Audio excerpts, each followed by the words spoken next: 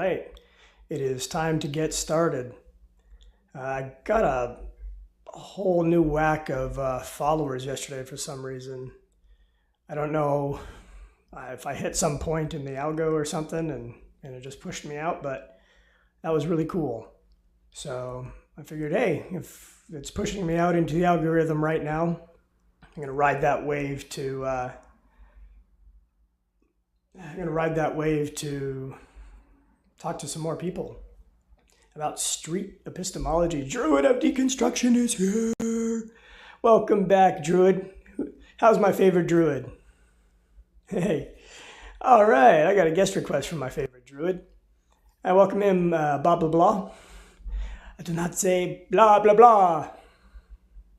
Welcome in, Alexander Lopez. Yeah, believe. Hey, Hey, what's up? dude, I was just about to go to bed and I was flipping through and I saw that you were live and I'm like, oh yeah, all right. All All right. right. So, um we talked a lot about like free will. I know you used to talk a lot about free will and um I went and read just a little bit of the debates back and forth because I'm familiar with free will from a Catholic theological perspective. Mhm. But some of the new concepts coming out are pretty fascinating about, and I just kind of want to know what your take is on it. It sounds like you're more of a determinist. Is that the correct label, or does that even apply? Yeah, I am a determinist, but not necessarily a super determinist. What is that distinction? So, determinism is a branch of physics. It's sort of like if you rewind the universe and play it back again, it's going to happen the same way. Oh, I don't take really? it, yeah, I don't take it that far, but I would say that, like, at least at some scale of the universe, effects are determined by their causes. And that these causes themselves are in a configuration of states that is forced by a prior you know uh, set of Yeah, states. Now that, there's that's like variability and randomness and maybe like indeterminacy at some level, but I don't think that level matters for anything bearing on like general human philosophical interest. Like, are we responsible for our actions and how should accountability look and all that stuff? yeah, So. yeah, and that's really the level that the debate really means anything, Hmm.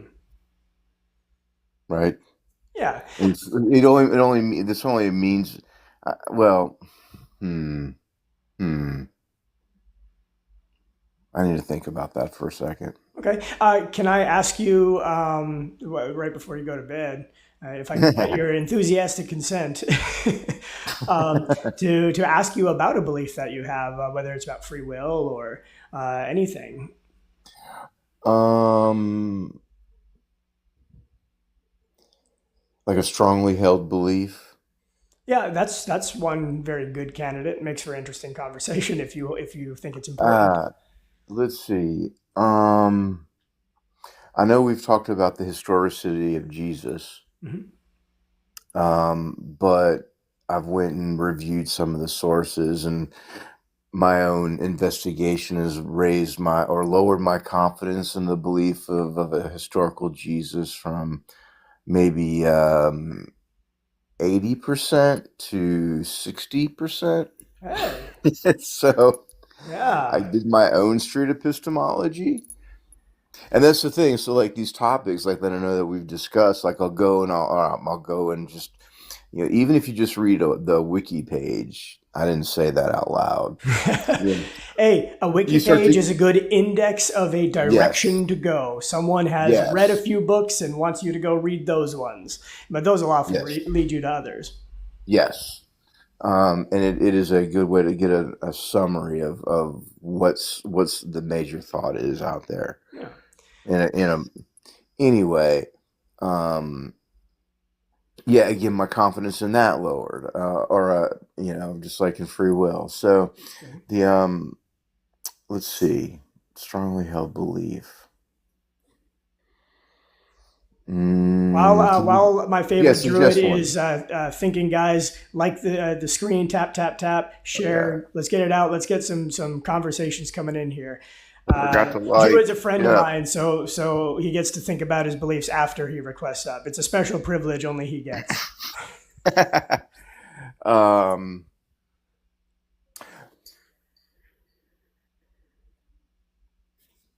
shit, dude. Give me a suggestion, man. I'm Okay. blanking right now. Do you believe in free will? Um, I believe in free will. I'm maybe more of a middle position. So, and I don't know that I agree with. Yeah. So let's say I believe. Yes, I do believe in free will. Okay. Actually.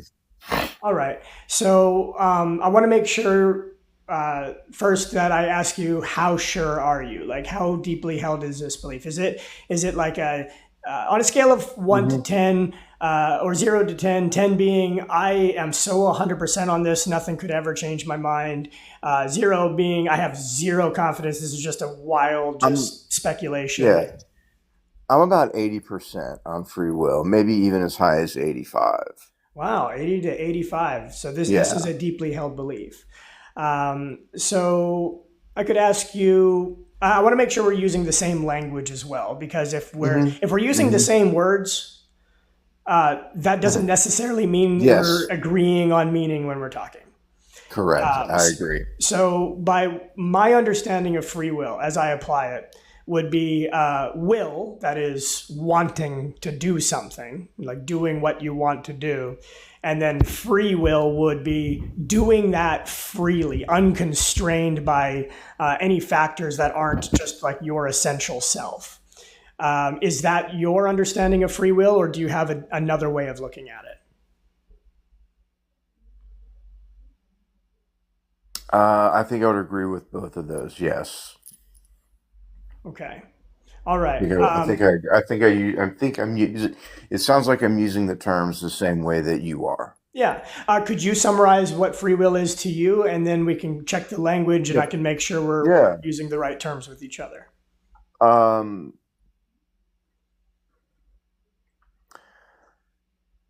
it is a moral agent. So a thing that is moral, capable of making moral decisions. And then we can talk about the definition of moral. Mhm. Um, a moral agent's ability to act without constraint. A moral agent's ability to act without constraint. Okay. And Um, I might, after this discussion, I might actually change that definition because I really haven't thought about what the definition of free will is in about 30 years. yeah, that's fair. Oftentimes it takes some thinking about it, some reading about it to kind of hmm put together the idea. But I like that. A moral agent's ability to make moral Yeah. decisions free So, from coercion, yeah, well, no, not coercion, because that influence. influence possibly, but and here's where we get down to the nitty gritty of the distinction or of these words is because free will or your and this is where I kind of have jumped ahead a little bit in the argument. In the deterministic worldview, your your decision right now is influenced by every other decision, and I actually agree with that, Hmm. but with some maybe caveats. Okay. So I'm interested in how, like, the word free. So when you say free hmm will, and you talk about the moral agent's ability to make these decisions hmm free of coercion. So like that's what hmm that freedom is. It's like nothing is coming in and changing what you would have decided was moral, So positively moral. I think we're going to spend most of our time talking about the definition. Well, I mean, it's important to kind of Yeah. get this starting point. So I'd ask you then, like, what would be a good Well, example of the sort of coercion or influence that would take that moral agent's free yeah. decision and make it What's not free? It's just a classic thing. Someone puts a gun to your head. and says I you think have you to got do to X, say Y, pew and Z. pew, by the way. You're going to get me Oh, wrecked in the algo. hey, thank you. Pew pew to their head. All right. So let's say this, but those are all. Let's I think let's start with that definition. A more. So here's kind of what I like: a moral agent's ability. Okay. That is a person who is making a moral decision, their ability to make that decision without coercion. Right. And we can start there, and I will already grant you that coercion can take place. Okay. So, all right. So, what is an example of coercion versus an example of non-coercion when it comes to freedom? um, uh, Great example of coercion is um, I am God. If you don't worship me in the way I say, you're going to go to hell. Okay, and that is a That's removal of free will in your view?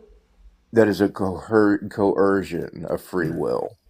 Okay, and that makes it a coercion of free will because it is emotionally like forcing, right? Because like if they're afraid, they're gonna Yeah, it's it's seek it's comfort from it's an that. it's setting a punishment already. It's not saying you have choice A or choice B. It's saying you have choice A and choice B is really, really bad. Mhm.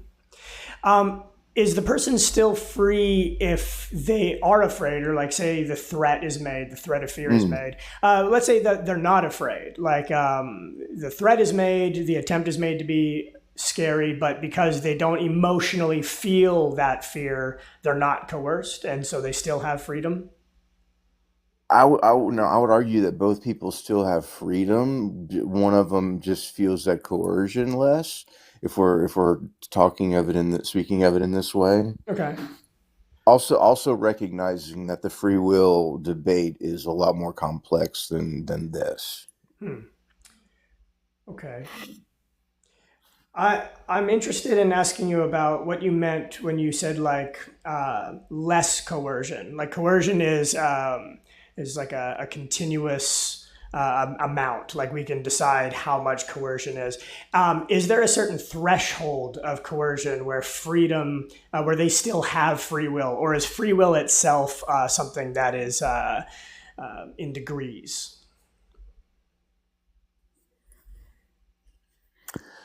Um, Do you need me to clarify the question? I feel like I asked it in a really roundabout way. yeah, do you mind? All right. So is free will about having just enough freedom to like say, yeah, I've got free will, like you meet some kind of threshold. Anything above that is free will, everything below that isn't. Or is free will itself a continuous thing? Like there's an amount of free will you can have. Is it a threshold or a continuum? No, yeah, yeah. So the thing that jumped into my mind, and again, I'm not used to like these discussions where we need to keep filling dead air. Yeah. I'm going to try not to Um, step on the pauses. So like if you need to pause and okay. take a minute, I will like give you that time. And if I don't, call me Well, on it. I'm practicing. no, no, you're fine. All right. So, the thought that immediately jumped in my mind is like you can't be just a little bit pregnant, right? It's an either or thing. Yeah. I think free will is an either or thing, but the coercion of that um is a sliding scale. Okay. Can And that you sliding connect? scale changes for per person based on like as you like what you were saying before their emotional responses like and going back to my early example, my fear of the coercion level of hell for me is a lot less than it was 20 years ago, if that makes sense. Okay. Um, yeah, I'm not, I'm actually not sure if I've connected where like there's an amount of coercion and then sort of like a pregnant, not pregnant threshold for Um, free will. So what how do I do we say? connect that Yeah. continuum Okay. to this threat? What is that threshold? Is No, the question. it's no, like I'm saying, is like free. Let me try to explain it a different way. Um, right now, I am of the opinion that everyone always has free will. You always have the ability to make a different choice than what you did before. Okay. Or you always have the choice to make that moral action. Um, Now, there can be more or less, some quantity, some qualia of coercion applied to that. Like, um, you're getting bribed. And again, I'm dealing with like kind of a moral framework for this right now. Like you're getting bribed to not do the right thing. Well, that's a level of coercion. Okay. Um, it's easier for you to remain silent than not remain silent. That's a level of coercion. Is that doing Yes. it for you? Yeah, I think if I understand what you're saying like you could be coerced and not coerced. But at the same time, there's like a certain amount of coercion that is going to restrict your freedom to some degree, right? Yes, but One you'd sec, still my always submit. my partner's calling me. One moment. All right.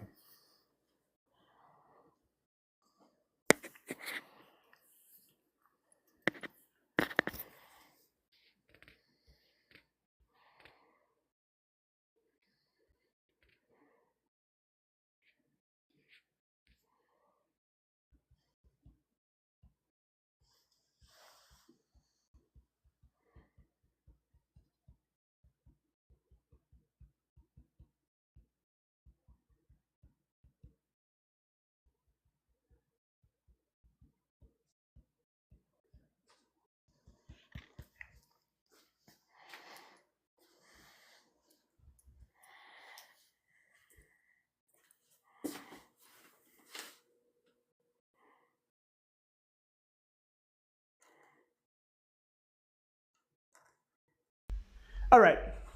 She just needed help finding something. I Good. didn't know I was doing a live though. So, all right. I'm sorry about that. So, if I understand you, when I gave you my understanding of what you said, was it accurate? um, can you repeat it back, dude? Yeah, no problem. I know it's late. The If I understand you correctly, it's fair to say you're either coerced or you're not coerced. Hmm. But at the same time, there are amounts of coercion that are going to severely restrict your freedom. Yes. And then other ways, it's like, but no matter how strong that coercion is, you said there's still at least some element where you could do something else. Yes. Yes, Awesome. that is accurate. Okay. Now, when we talk about making a decision, is this a biological thing to you or like a spiritual thing for you? I see you, A.K. Ooh. Wilson. Um, I'm I not. can I only do wouldn't one at a say. time. I would say it's. I mean, obviously, I would say biological. I'm considering my epistemology, sorry, my metaphysics Mhm. and epistemology. Um, so it's going to be biological, but it's also going to be emotional. Mhm. And I know there's been some really not crazy, but some interesting research about emotions in the brain and all that. So, but Okay. I will say that it's biological and emotional. Okay. If and this is where I want to try to find that distinction between biological and emotional, because like Mm-hmm. we're talking at different levels of metaphysics here. Um, when I say biological, I mean like electrochemical potentiation flowing across neural networks, forming neural engrams and ideas, Mm-hmm. memories, reactions. Um, and To what extent is the decision made based on that and made based on emotion? What's the distinction between those two things?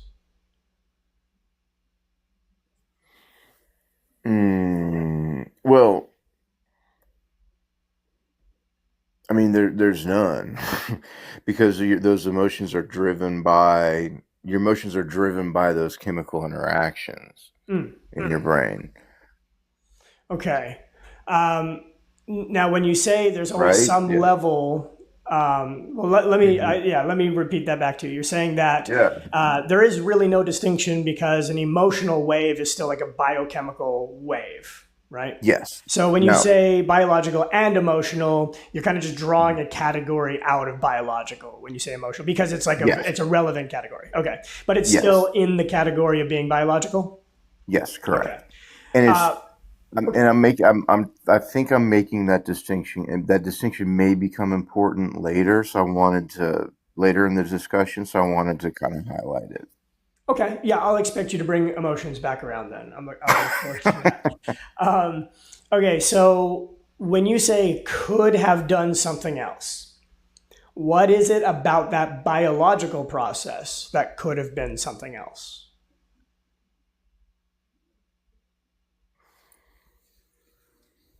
So is your question, how could the emotions have been different, or Yeah. is How could the flow of information in the brain mission? have been different? Like, yeah.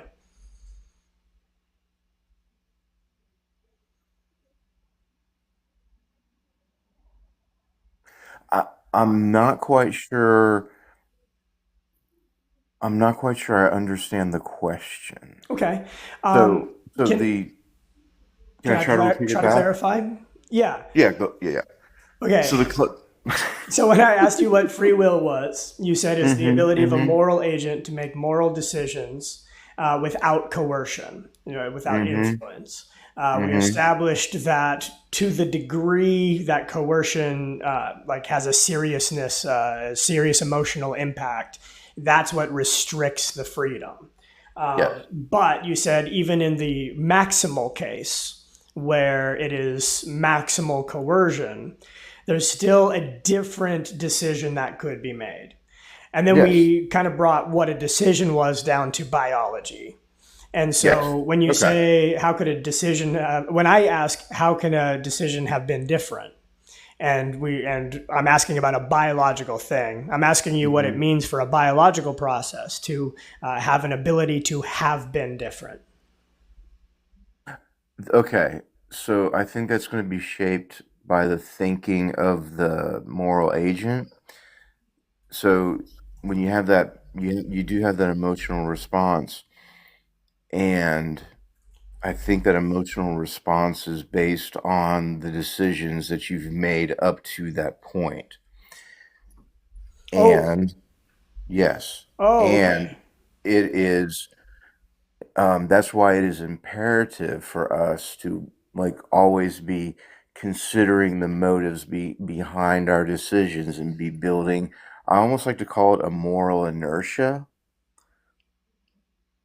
Hmm. Um, yeah, Oh, like a moral, and yeah, right. So if we get ourselves going in one way, if we make if we make the little decisions in moral ways, in ways that harm none, right? It builds a moral inertia, or it helps. So when we get to those big turning points and those big decision points, like we've got this whole history behind us of making these little small decisions, and that helps us make that big decision. so the could have been different is based on historical development, right? Yeah, because moral actions don't happen in a vacuum, as we know. They happen, and that's what we're talking Yeah. about, right? So if the Yeah, histories had been different, the emotions and the emotional response would have been different. could have been. Okay. I wouldn't say would. I would say could. Mm. You wouldn't say it would, but it could. It's potential, but not Yes, necessary. yes. Okay. Hey, dude, let pause. You did a really good job of summarizing all that, by the way. Congrats. Thank you. I really appreciate the compliment. I have an enormous ego and I like it stroked. As do um, we all. yeah, but I can be honest about it at least. So you can too. That wasn't at you. Hmm, hmm. Um, but all right. Um, so what does it mean for a historical set of events to have the ability to be different?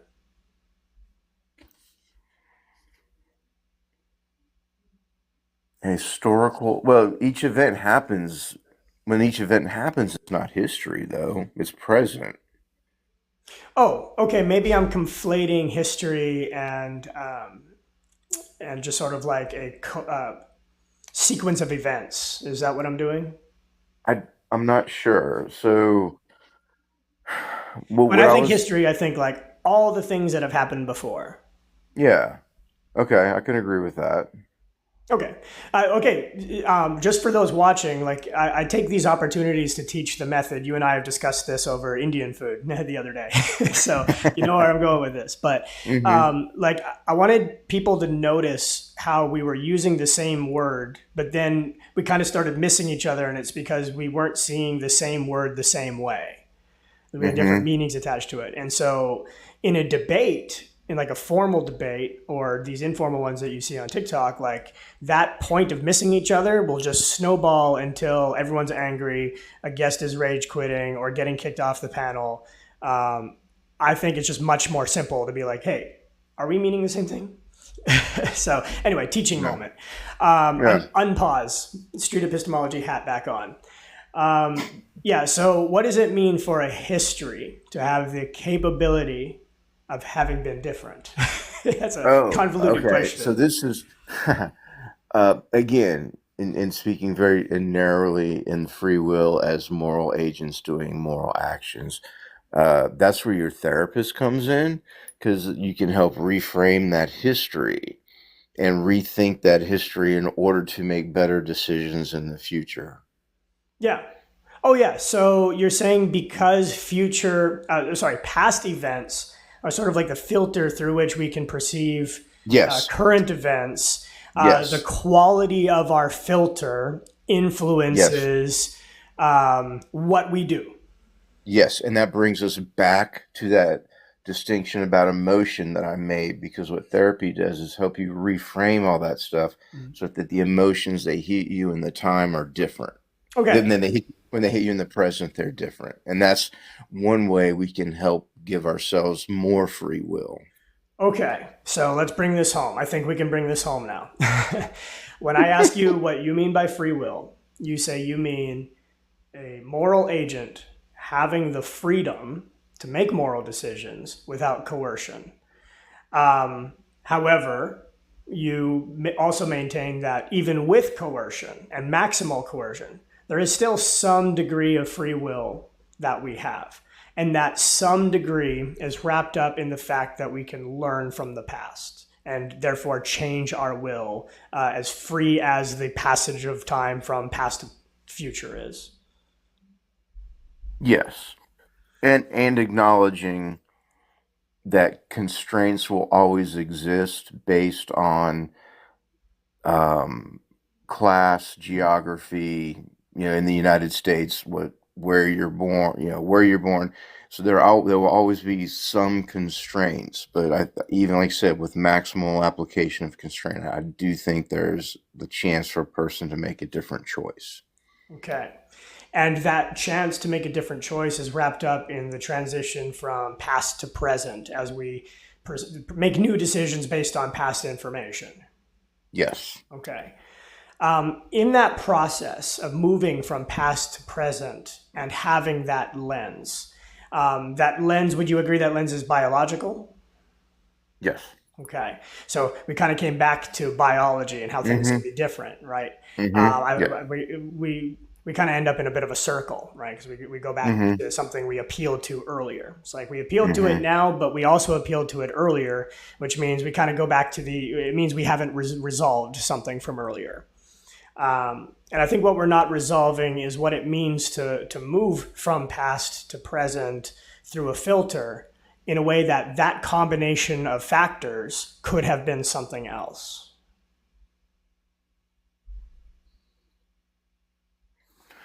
Moving from past to present and a combination of that could have been something else. Yeah, like through a filter, and that filter being Yeah. built biologically. Could that filter have been something else? Could the past have been Oh, something else? yeah, Could the yeah. present I be mean, something you can else?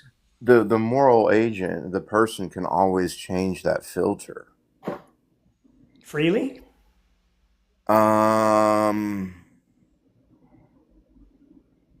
Again, in speaking very narrowly on moral actions, I think so. Speaking narrowly on Now, moral actions. So this free will only applies to moral actions, which, I mean, in it the, does come back to what you said about the moral agent. Yes, and again, because I know that free will can have a bigger, like, if we can talk about it in different ways. Like, dude, I was thinking the other day about how much the idea of free will is tied into capitalism, and how we've built this American society, on the idea that you can improve, but then we put so many constraints on certain people that, I mean, is there really the ability to advance? Yeah, and not that I know the answer to that question, but it's kind of fascinating how we sneak free will into so much of our society. Yeah, Anyway, that was an aside.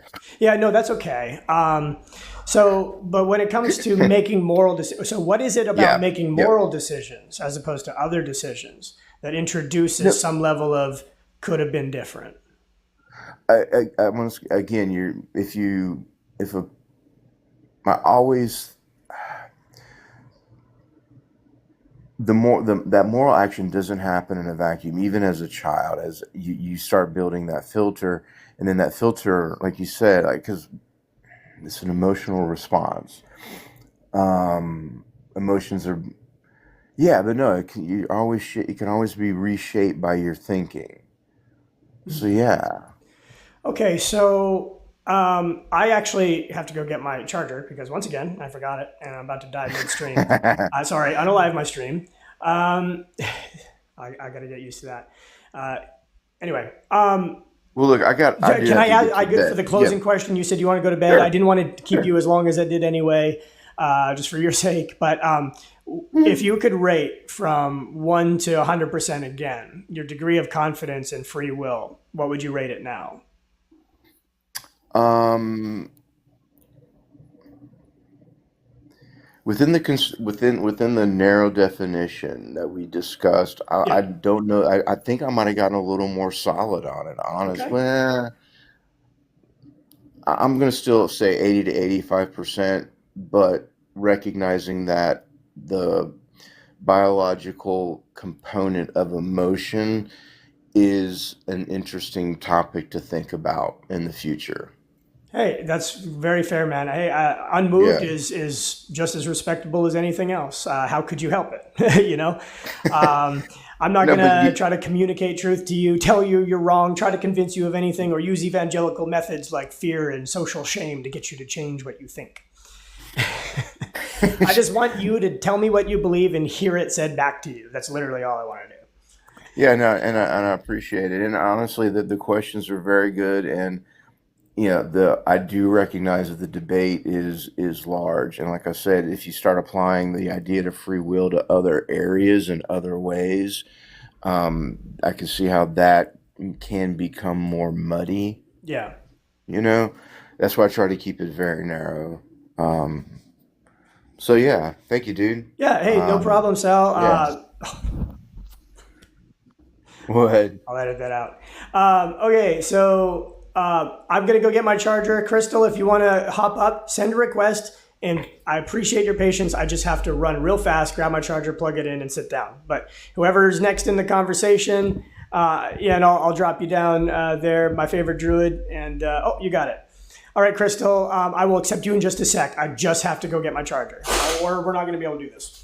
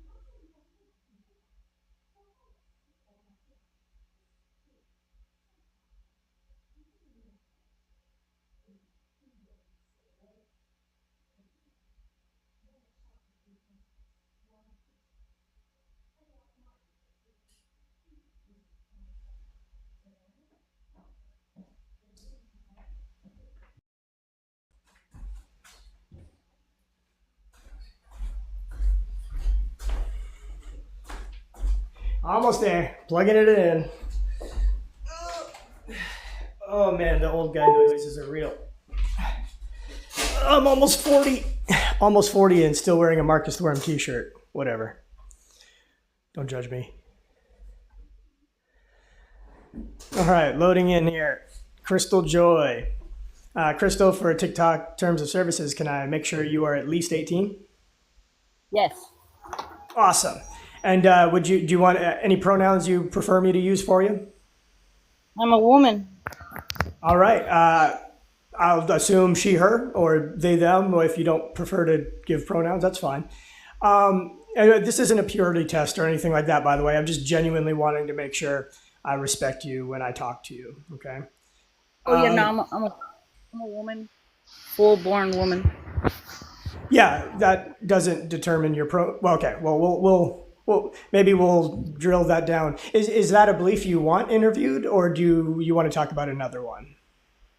Oh, I just never added pronouns to myself. Okay. Do you have any beliefs about pronouns? No. I feel that somebody adds a pronoun, it's something they felt they need. Okay. Do you? I have a different understanding of pronouns than you, I think, and I think your questions. I don't, well, they're not questions; they're statements, and I want to ask you about them, but I want to make sure I do it respectfully. Do you? I feel like I'm insulting your intelligence if I ask you if you know what a pronoun is.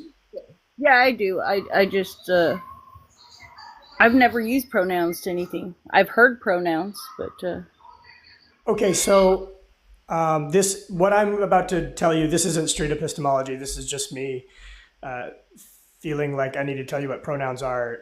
When you say I've never used a pronoun, I is a pronoun. When you say I went to the doctor today, or if someone you know says I went to the doctor today, and you don't know the doctor, you don't know if the doctor is male, female, whatever, you wouldn't say, oh, what did he say?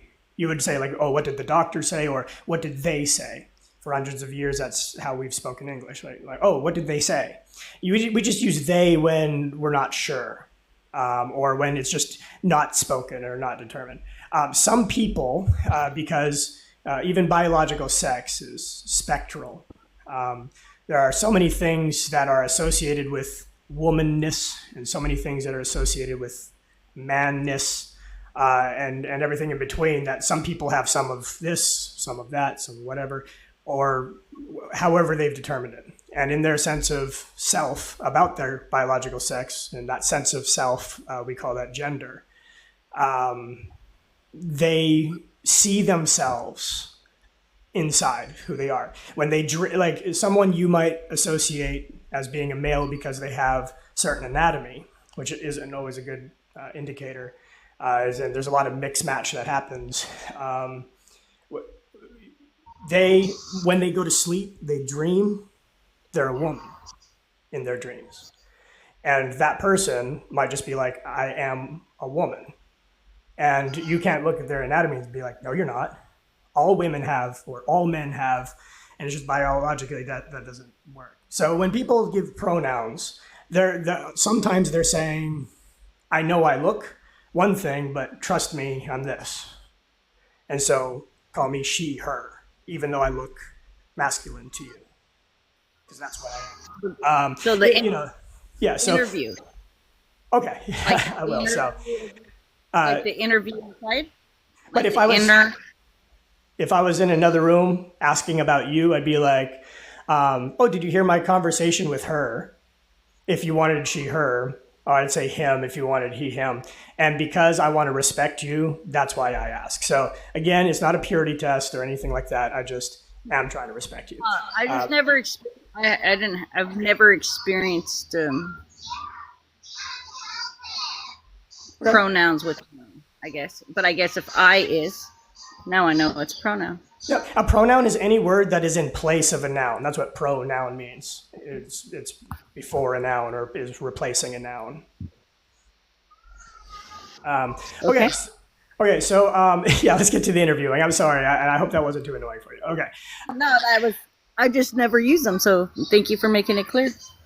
All right. Yeah, you're welcome. Okay, so is there a belief you would like interviewed?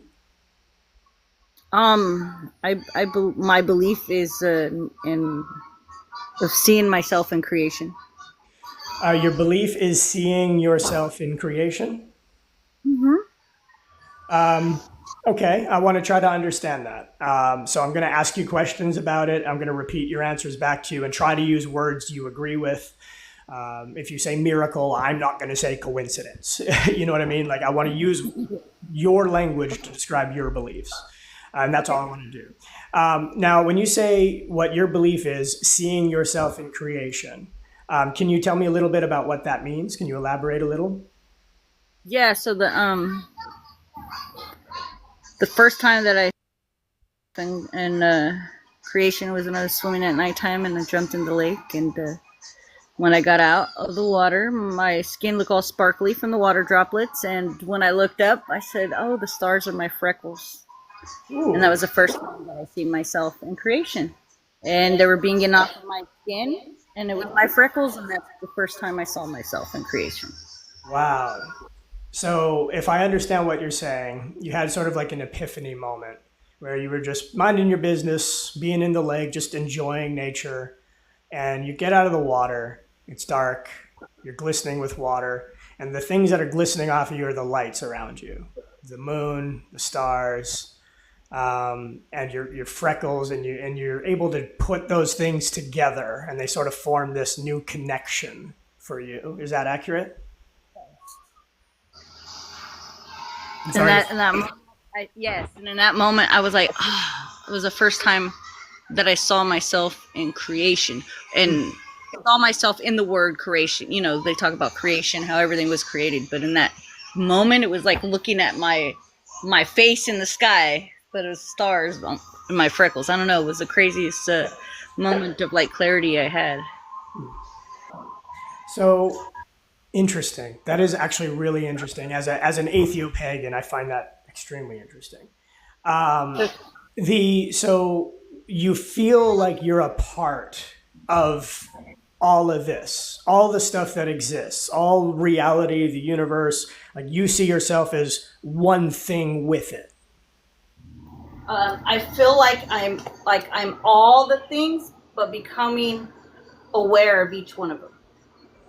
You are all I the started, things. Sorry.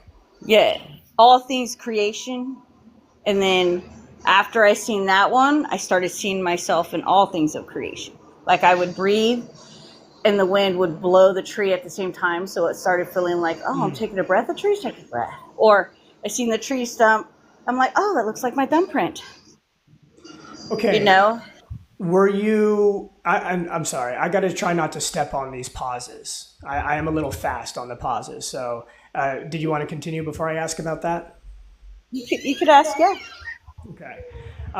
When you say you blow out, you see a tree blowing. It's not that you, if I understand correctly, it's not like you're saying you are causing the tree to move, but that you see it breathing and you're breathing Yes. and you're trading stuff.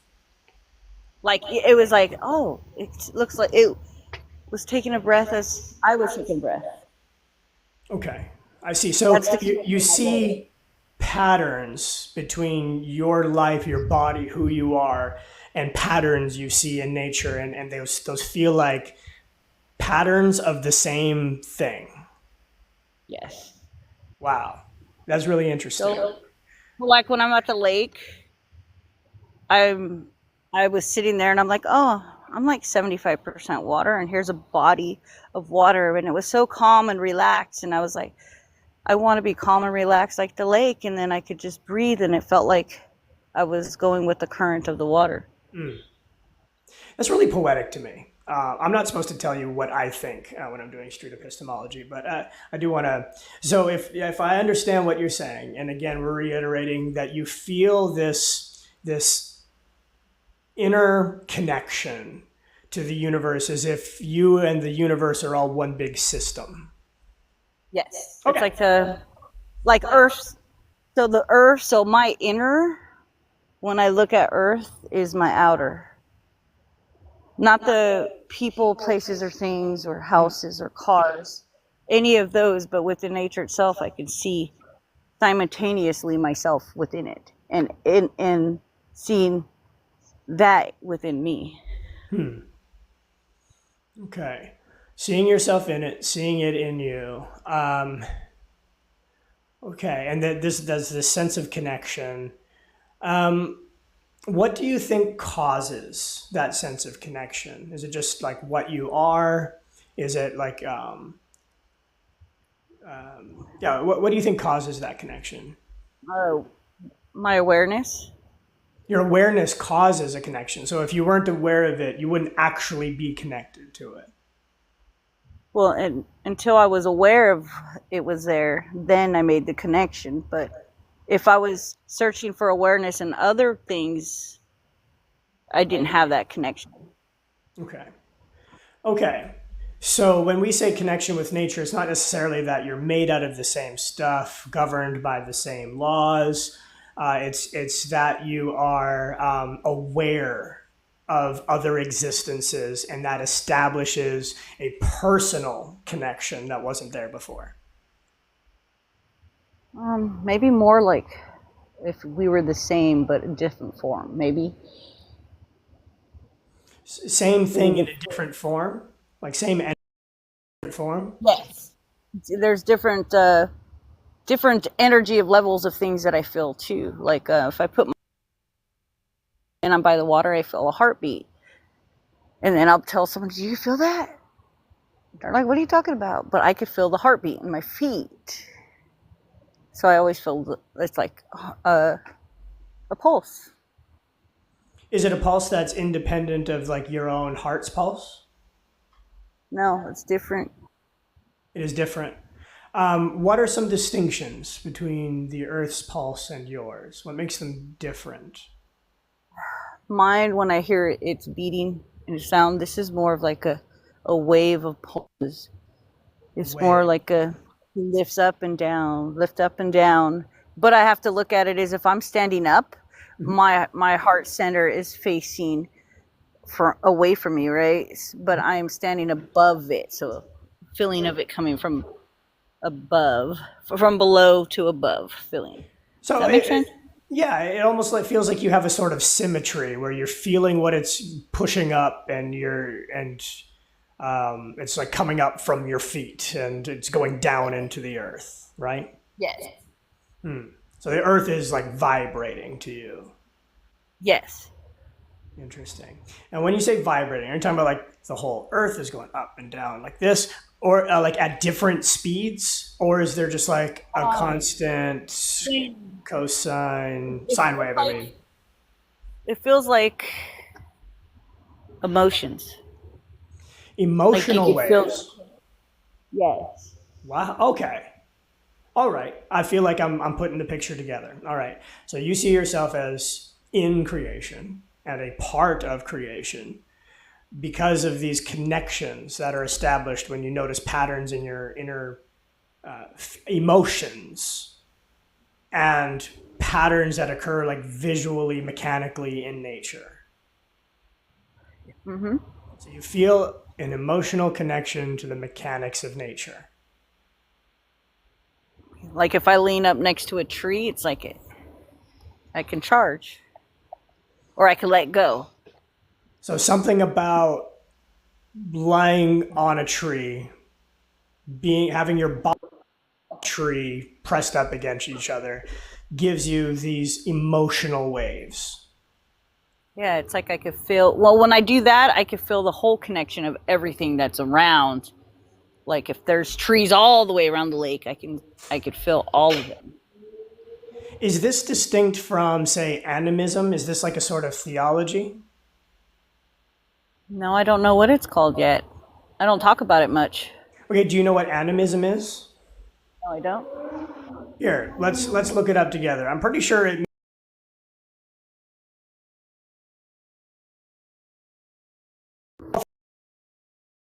all things have this like divine spirit.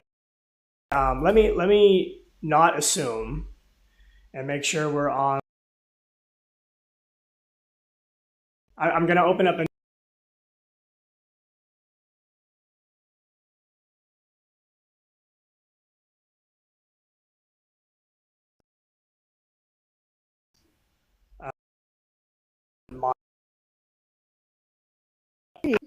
Oh, sorry. Bear with me.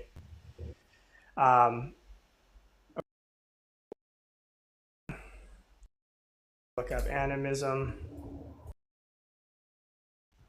And then I'm going to share this. Sorry, I'm doing computer stuff. I should have had this set up beforehand. We've got Mac OS screen capture, new one. And we're going to capture just a window. And then I'm going to select the window. All right, almost there, I promise. All right, do you actually see my screen here?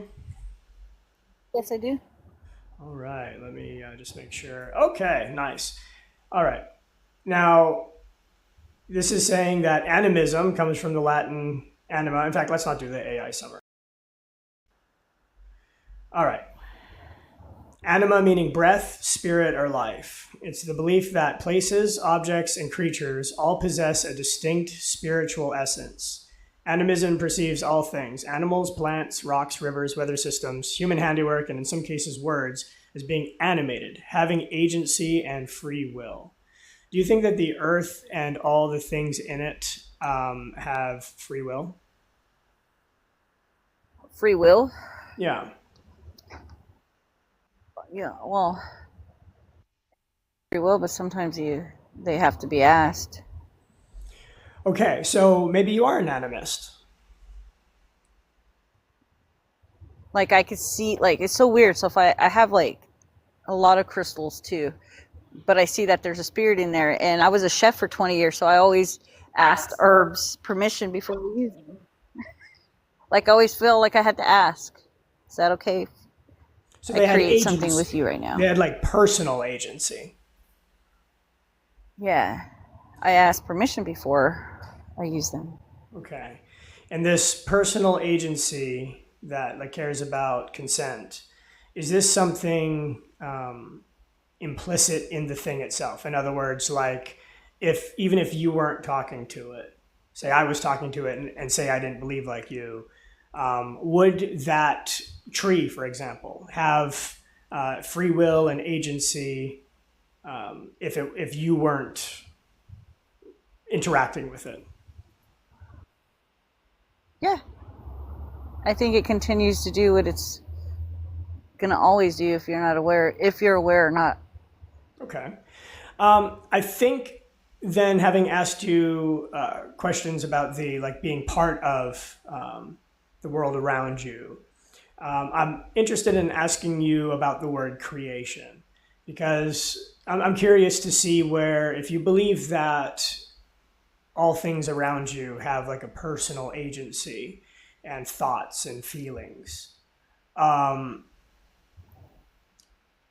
that connects to you seeing them as creations. Were they given this agency by something else, or did that agency emerge as it evolved? I think it comes from the creator, creation or through sound. Creation through sound? I think those were. I mean, if you listen to anything, there's creation. He spoke things into existence. Okay, so you're saying these Let things there be have light. agents. Oh, I'm sorry, I stepped on the pause again. It's okay. But you're saying that all things have agency because a personal agent breathed agency into them. Gave it existence, life, yeah. Okay, so existence, life, and agency. Maybe we need to draw the distinctions between these words. So when I say, oh, they have agency because like an agent gave them agency, and then you say, well, they have agency because they have life, because they have existence. Are you saying that everything that is alive has agency because it's alive? Like there's something about life that automatically grants agency, like personal feelings? Well, the spirit, the soul, the water, it's all connected. Can you It's simultaneously. can you repeat that? I'm not sure I caught that. It's through the spirit. They all carry a spirit or soul. They I mean, all they're carry. alive. Okay. Oh, so all life, or a soul is necessary for life. Is that what you're saying? Even people, everything. We all hold a certain spirit, soul frequencies. Okay, so spirit soul frequencies give, for example, emotions. Like a tree has emotions because it has life, and it has life because it has a soul. Yeah. Okay. What does it mean for a tree to have a soul? Like, how would a tree with a soul be different than a tree without a soul? Or can you conceive of a tree without a soul? Yeah, they die. Okay, so it's not necessarily like that the plant is drawing water and nutrients from the ground by osmosis, along with vitamins and minerals from like the mycelia, and it's not that it's pulling in or that it's getting carbon dioxide squeezed into it by air pressure, and the photon is bouncing off of that, trapping the carbon, releasing the oxygen, um, and doing photosynthesis and all this. That's not what makes it alive. It's something else. It's a soul that transcends the biological. Or are you saying that the soul like is the biological? Whatever is biological is just soul. Like my coworker said something today because I had the tree out there, right, and I usually don't talk about it much because he was calling me a tree hugger, right? Mm-hmm. And I was just explaining him to the tree and the circumference of the tree, and it dropped its leaves, and the leaves hit and it reseeds itself. It gives itself life again. So even though it seemed like it was brittle and all the leaves and everything was on, it was just going to blossom bigger. It got taller. It's going to get greener. And he's like, so he said the same thing to me. The tree has life. It's like a person who's a vegetable.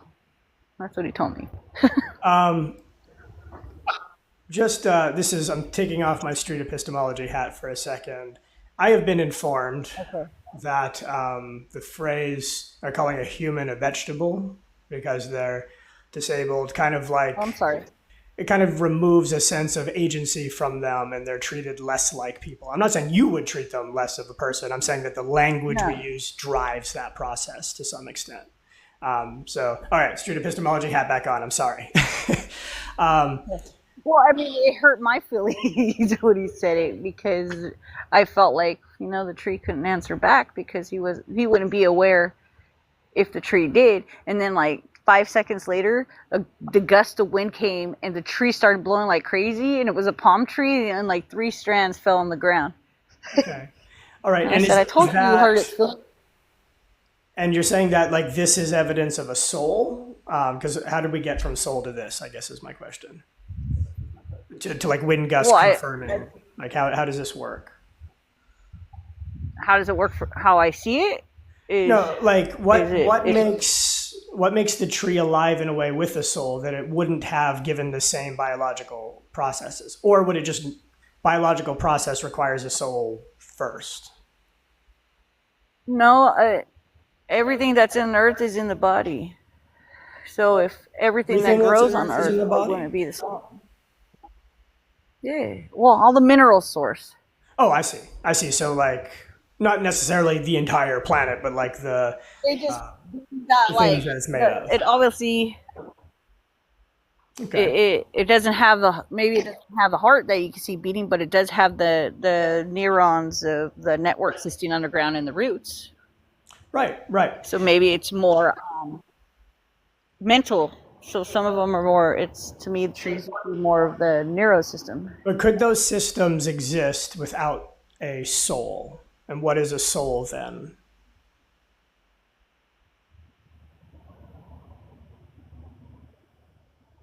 Well, I always see the soul is connected to my higher self. That's.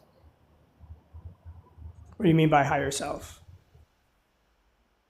Well, how I perceive things. So I'm trying to put it into words of understanding.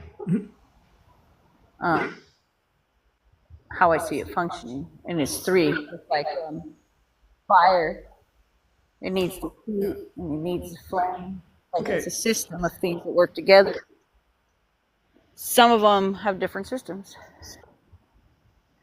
They still produce oxygen, though. Trees produce 10 pounds of oxygen. Okay. So to my question, can these biological systems exist without a soul? And if so, what is a soul? I want to make sure I understand your response. I'm struggling a little bit with it.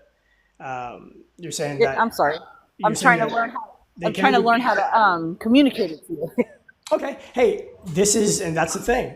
I'm going to give you space to do that here. I give you the space, you give me the space, and I'll just keep asking questions. So when you say they'll start resonating with me. Is how I will be able to things that I've seen that are no longer alive is when the soul no longer exists, the main component or the flame. I think all things have to have the flame all things have flame, or light, so like but it looks like a flame. okay. So when I think flame, I think about like oxygen rejoining carbon and releasing a photon. So that would be a component of three, right? Electron, protons, neurons, Neutrons. Yeah. neutrons. There we go. So yeah, electron, proton, neutron. These are the basic components or the overall components of an atom. I'm still trying to get to soul. Always call it. I'm still trying to get to soul, and Well, you I can always- use the flame for that. And then I brought up like this chemical reaction that we call fire, and how that would apply to how would that apply to electron or let's say a neutron? How does a neutron have this carbon oxygen exchange process, or is that not what you mean by flame? Well, when I look at it, a physical tree, I call the soul, or I would say it's the atom within. And the atom within it's like a purple flame. I don't know. That's what it looks like. So I'm outside right now in the tree. I'll see a purple flame in the center of it. So I've always tried to figure out what would that be called. Is that So I can see it right now. is that purple flame emergent from your perceptions of the tree, or is that is that a way you interpret the tree, or is it like really there? I don't know. Okay, I'm sorry. That's a horrible question because like No, it's okay. Our perceptions it's are there. real. It's not like a Like- or perception. your perception is real. Like I didn't mean to invalidate your perception. What I mean is like No. uh, Some things don't have that purple in it, and I question that. and but my question is like this purple flame. Is your consciousness projecting that onto the tree, but in communication and connection with the tree, given like how it makes you feel, how your sense of connection with it, is it built out of that sense of connection, or is it there even if you didn't exist? It's there even if I didn't exist. Okay, in what way? Like why? Like if I wasn't aware, it would still be there. Okay, so what is it? That's what I'm trying to figure out. I'm hoping through the interview it could maybe learn words I haven't heard yet. Yeah, and right there. It's not something to look up. It's not something that I've been able to do research on because I don't ever hear anybody talk about it. Okay. That right there is a perfect answer. That's an amazing answer. Saying, I haven't really thought about that yet, that's gold in a conversation. I never see it happen in debates just about, like the reductio ad absurdum type debates that we see here on the platform. I very rarely see people say, hey, I haven't really looked into that outside of this sort of space. So I really appreciate you saying that. And I just want to remind you of what the question was, where you said you haven't really looked into it. And that is like, what does it mean for that flame to be there without you? Or like, what is that flame made of? Was the question. And the question before that also was like, is this a product of your personal interpretation of truth, or is it something to the tree itself? And if you want to read into that, all I can really do is like point you to literature about perception. Like study how perception works. What does it mean to perceive something, to see something? Ontology is another good topic if you want to look into what it means for something to be, you know. Anyway, but I hope this interview was enjoyable for you, and I liked it. It was different, right? Yeah. And it's crazy because I try to understand it because of the field I work in, you know, and I feel that it holds a significance. What field do you work in, if you don't mind me asking? I'm a counselor, therapist. Awesome. I know I do not use. Yeah. Someone that takes like unconscious vibes into consideration. Yes. That's a great. I feel like that would help you in your practice. I specialize in addiction. Addiction counseling. We need so many more of you. Thank you for what you do. I appreciate your service. And I feel it holds like, you know, especially when I'm working with my clients, or I feel like they're in like certain stages and levels of consciousness that's like blocked. Or when I heard you earlier talking about free will, and free will is we also have the free will to make the right choices as well. We can examine free will belief. I had two other requests, and I was like, oh, you know, we got through that unit, so we'll move on. But I got another one. If you want to talk about free will, we can talk about that. Yazoo. That's what I'm. Sorry, I was talking to someone in the comments. I shouldn't do that while I'm talking to you. All right. Okay, so do you want to, how strong are you on your belief in free will from 0 to 10? Where like 0 is like, I'm completely speculating, I don't know a thing. And 10 is like, I would bet my life on it. I would, like, nothing will dissuade me of this one. I'm pretty, maybe an 8. An 8, okay. Because I'm still leveling it up. Pretty sure, but you're leaving that room open for something else to be possible. For growth. Okay. For growth, yeah. Okay. Okay, so in order to really discuss free will and what it means, I've found that I can say free will and think I'm talking about what you think when you think free will. It can have all kinds of different meanings and implications for people. So I'll tell you, no, you tell me what you think free will is, and then I'll give you my picture and I'll try to meet you on it.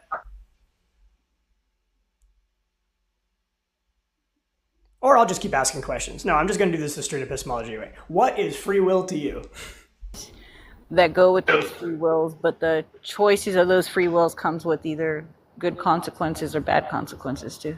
I think you might have been muted for the first part of your answer, so I'm going to need you to say it again. I'm sorry. I can't hear you again. And I'm Canadian, so I'm going to apologize a lot. I'm also American. I'm half and half. Lived in Canada for the first 20 years, and the next almost 20 years has been here.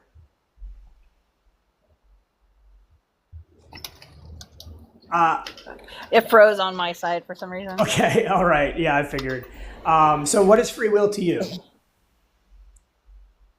So I feel free will is all my choices that I make. What I feel that is free will, but with free will, I could have the free will to get out of my character anytime that I choose, but then it would come consequences. So I believe that we have to be careful with free will because sometimes we don't see the foreseen consequences of that. I do it because I want to, right? We hear that. Most people that have free will won't take the consequences that come with it too. That's true. I'm not supposed to tell you I think that's true for this type of topic. I'm practicing, okay? Okay, so I'm learning too. Awesome. We're doing this together. I like that. So when I asked what is free will to you, you said it is your ability to make choices. Does that summarize it well? Yeah. Okay. Now, when I say free will, I'm using two words. I'm using free and I'm using will. For me, will is is your ability to make choices. Will is like your want, the fact that you want something. You have a drive. I'm gonna get that. I'm gonna choose that. And then free is like that ability to make choices, but without coercion. So what do you think? So if you would you say Will would will be for your ability to make choices and then add free to it for something else? yeah, or well, you used the word will was in when I heard you say that I heard like perseverance. Okay. Okay. So how does this connect with your ability to make choices? Like perseverance, ability to make choices. I'm trying to get just a solid definition for the phrase free will. So the will, the drive, the motivation, and the goal aspect of it, right? Mhm. But the free aspect of it is like a negative or a positive as well for me. Negative or That's how I positive? see it. Free is Yes. negative or positive. Mm-hmm. So free meaning it can be either positive or negative, and that's what makes freedom, just the Yes. possibility of being that or that. Yeah. Okay. Okay. So you're saying then that when it comes to being determined to do something, to choose it, um, is free in that you could have chosen something else. Yeah. Mm. So like I can give you a scenario. Okay. You want a scenario? Yes, please. I would love a So scenario. when I went through my journey, okay, then I decided to do a program with my because of my will, right? Mhm. Because in my will I matter, Mhm. and I programmed, but I programmed for 5 years straight because I made that choice. It was free for me to make that choice, but I could have also made another choice to only do half, Mhm. and I wouldn't be where I am right now Okay. because I used the will and I made a free choice. I guess I made the choice that came with the right consequences versus my my mind telling me otherwise. Right? Okay. Right. Sometimes I feel like these. You know, Okay. Good. So if I understand you correctly, you're saying that because if you have a decision that's in the future, you have this future event coming, and it's like a decision point. yeah. You know that when you get there, there's a fork in the road, and you're either going to take left path or right path. And the fact that you have two paths is what makes it free. Yes. Okay. So the Chooses what. freedom. So is the freedom in the fact that there are two paths, or is the freedom in that your brain is presented with two paths and you can like think about both and evaluate the consequences, like you were saying? Is that correct? Yeah, I could perceive both paths and what I could obtain in this path, or let's say I can, if I stretch the path, what would I gain? If I'm going for my will, my motivation, or my goals, how far do I want to set the goal versus I can take a shorter route? Okay. And I have the choice to make within me, but have to have the will to get there. So there's a So like I determination. saw a goal. Yeah. I had a choice I had to make. Right. Okay. So One, your my brain. will or my free choice. I guess you could say. Okay. If I understand you correctly, or this is what I understand you to be saying, that your brain is presented with two options. One option goes, ouch. One option goes, wee. And because you have those two options and you can react in those ways, the decision is freely made. Yes. Okay.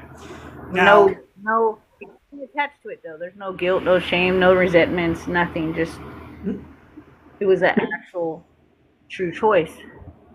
Nobody made me make it. I didn't have to make it. But I made a true choice through my will. Okay, so you weren't emotionally coerced into one decision over the other. Is that what you're saying? No, I was given an opportunity, and so an opportunity was placed in front of me, and I was going to see it as an opportunity, or my will and the free aspect could have battled. I guess that's how you could say it. Okay. So when you were evaluating what choice you were going to make, what factors influenced that decision? And you can be general. No need to like get more specific than you want to. The actions through others. What paths? So if we were 10 of us perceived on the same path, that we all have the same opportunity, and the ones that went before me, I was able to see like, oh, okay, that amount of time didn't work, or that route didn't work. I need to go a little bit longer. That makes sense? Yep. So I could see, and then in that moment when I seen that, I made Can you mute just while you different choices. Your phone rings. What I both saw. Yeah, I'm sorry. It's really loud. Sorry. Yeah. I turned it off.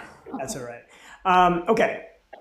So there was no emotional coercion. You didn't have to make one choice or the other necessarily. But I was asking, so like the factors that influenced you making that decision was you had prior experiences that told you this way is better than that way. That's one example? Well, I saw two ways of possibilities, but I chose through those two, saw a choice.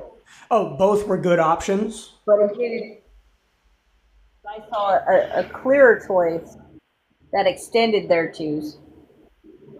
A clearer choice. My choice became you said you saw a clearer choice and one that was better? Yeah. And it was farther out. It would have took me 5 years to get there. Okay. So I had the question, how's my will? How's my motivation? What are my strengths? What were my weaknesses in that moment? What did I need to repair within me to reach that 5 year through my choices? I see. And you're saying that your will and drive and determination to figure this out was really the factor that drove you into choosing one thing over the other? I guess you can say that, yeah. Okay. So if this is a factor driving you to make a free decision, there must be something free about that drive. Would you agree? Yeah, I got freed within the mind. I got free from all the emotional baggage or drama or the things that hindered me through life. It was gone. I was freed from them. I became free of those things. So I was free. Your will became more free? Is that what you're telling me? Yeah, but became all positive. Okay. So you had it before, but it was suppressed by something. Yeah. Okay, and you're saying that through my negative choices. When your will stopped being suppressed in a way that you didn't like, in a way that prevented you from pursuing what you want to do, that was a sort of lack of freedom. And then when that was removed, you became free to express your will through decisions. Yes, in a positive aspect, though. Now, positivity. So is it that you were free to make a decision, or was the decision itself free? In other words, the outcome of that decision, was that determined by prior inputs, or was that truly free in some way? So the state that was in before, and through my choices and through my actions or my will, it's my life, how I would express things, led me to like a tent under a bridge. Okay. And which of those contributing factors were free? Like, did you have control, like a free control over them? Well, yeah, I through my choices, I made all those choices freely that came with the consequences. So when I was able to say, hey, was my conscious choice in that moment, like, okay, it was like the first time I actually taking and making a choice that would benefit me. Okay, I see. So you became free to make beneficial decisions. Yeah. Okay. So there was like harmful decisions, beneficial decisions, and you were compelled this way, and now you're not. So you're able to make beneficial decisions. Now, are those beneficial decisions free in some way on their own, or you're only saying you are now free to make beneficial decisions because that which would prevent you from making a beneficial decision is removed? No, I don't feel like anything could be removed now. Like the suppression. I meant the suppression being removed. Okay, suppression. Yeah, whatever of the free will that I was using before was just consequences. So now I don't. So what's the substantive difference between being driven to make unhealthy decisions? Maybe can I call it an unhealthy decision? Yeah, it was unhealthy decisions. So can you be driven to make healthy decisions? Yes. And does that drive work for or against the freedom of making a beneficial decision?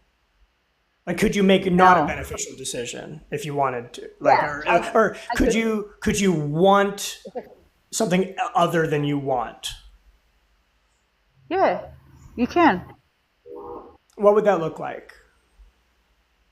Well, if the path of 5 years, I would have made several other decisions that were presented within me.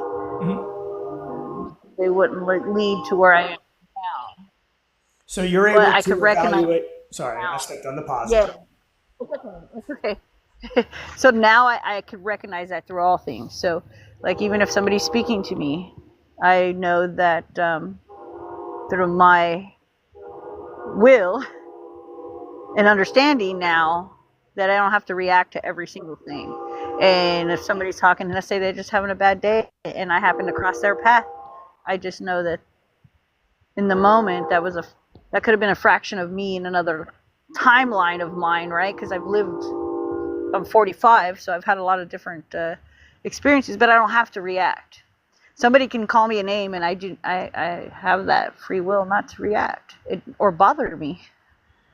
I have understanding that they're not where I'm at, or they haven't got the healing that I have at the time. So right. I don't have to react to every single thing, or I don't have to access my will all day long.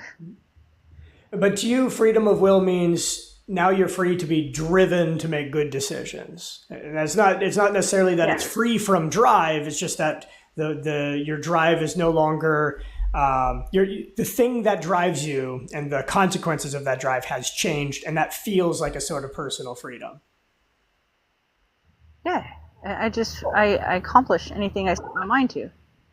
All right. Well, I appreciate you letting me interview two of these beliefs, and I really enjoyed this conversation. Did you, first of all, can I ask you, how sure are you in free will now compared to what you were before? Just understanding it's more about personal freedom and not necessarily that you could have chosen something else.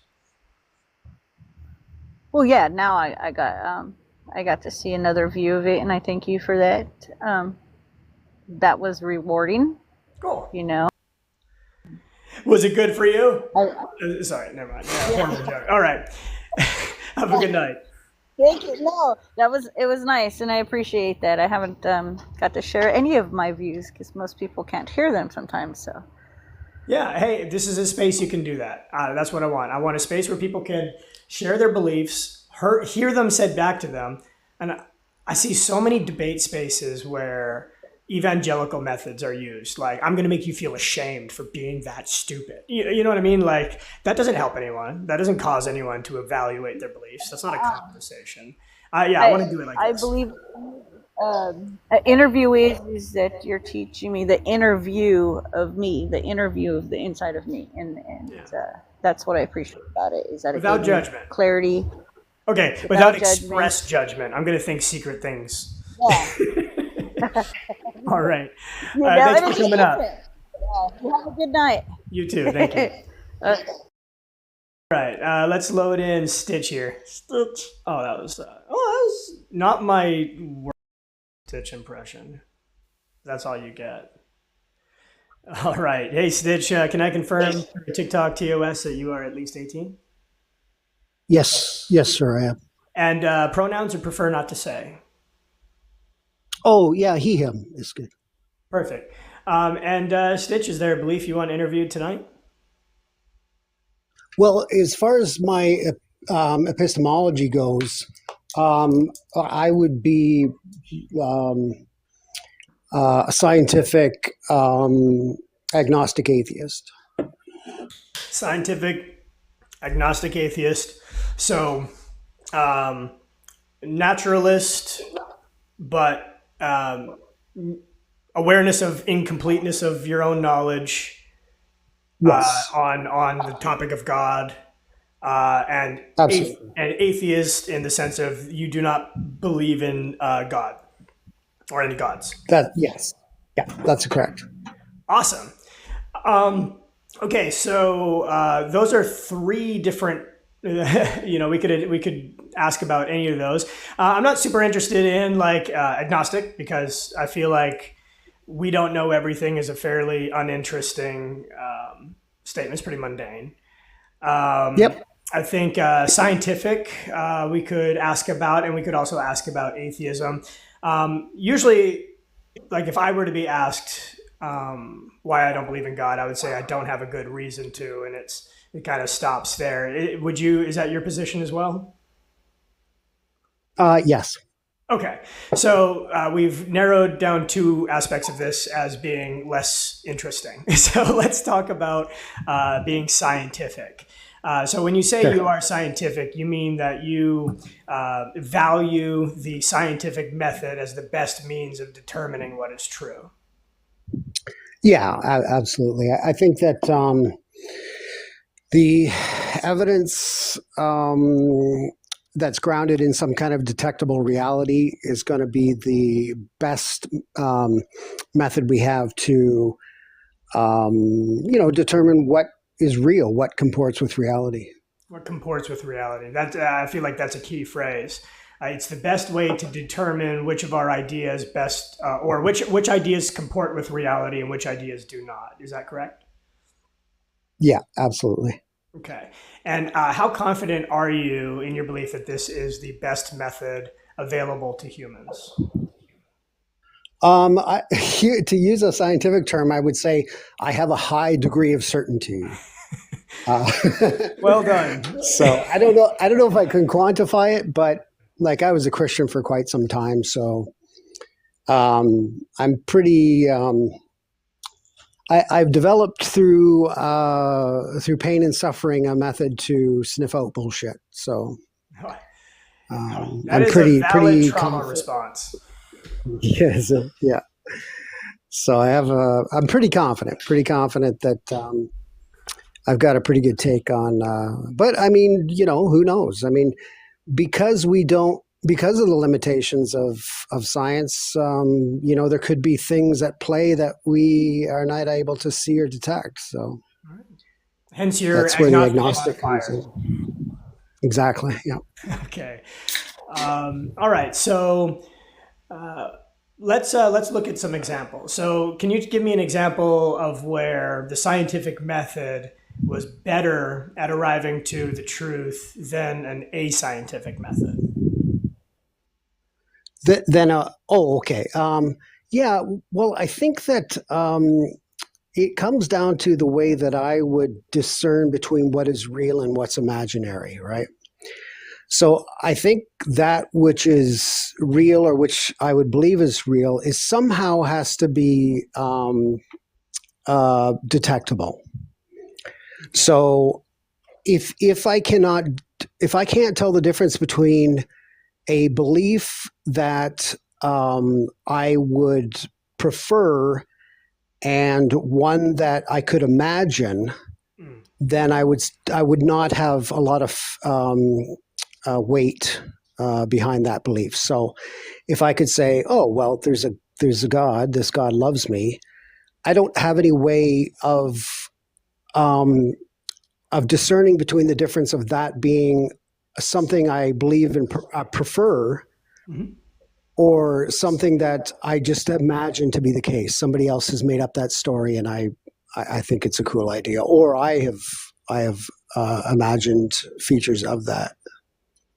Okay. So I believe that somehow, if I'm going to have a belief about reality, I need to have some evidence of the detection of that, of the evidence within reality. Okay. So the scientific method, if I understand you correctly, gives you a set of tools to sort of, let's use the analogy of a light. It's a light you can hold your beliefs up to see what they're made of, why they exist. Are they there because you emotionally need them to be there, and it's very emotionally disturbing to think about not having those beliefs, and mm-hmm. something you can like invent, like I'm gonna make this up to cope. And the scientific method for you is a set of tools to help you tell the difference between those two things. Yeah, absolutely, and of course, that the scientific method is limited, so we can't test all beliefs. Mm-hmm. But certainly for the ones that fall within the realm of the physical, we have a lot of methods to be able to test those things. Okay. So can you lay out the scientific method and how it enables you to draw these distinctions? Sure. So the scientific method has a procedure. It has a number of steps that scientists would go through. Among those steps would be to develop a hypothesis, to design an experiment, to run the experiment, making observations, collecting data, and to assess the data and perhaps make some conclusions based on it. Okay. And then, of course, there's the repetition of those experiments to either support or refute the findings. And generally, this is all done either in the realm of direct or indirect observation of the subject, or at least observation of its effects. Okay. So we keep coming back to direct observation. I've noticed we've kind of come to direct observation a few times. So there's lots of science. There's lots of science, though, that is indirect. So I just want to stick that in there. Okay. All right. So there's direct and indirect. Can you give me an example of direct observation versus indirect? Sure, absolutely. So if I hold a book up, if I drop that book, or if I let go of the book, it will then drop and hit the planet, or the ground or the floor, unless there's some supervening force that's acting to the contrary.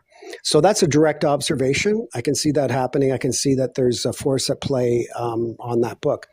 An indirect observation would be the fact that within the, say, Large Hadron Collider, we can observe particles that are colliding, and we can observe what that energy state produces in the way of which subatomic elements and the power levels that they have, and what densities exist at what heat levels. So there's all kinds of things that we can observe about the particles within, say, CERN, But then we can infer things about the early universe based on those findings, be it indirect science that we're able to apply and say that, oh, we have this strong inference or we have this high degree of certainty that the early universe looked something like this based on these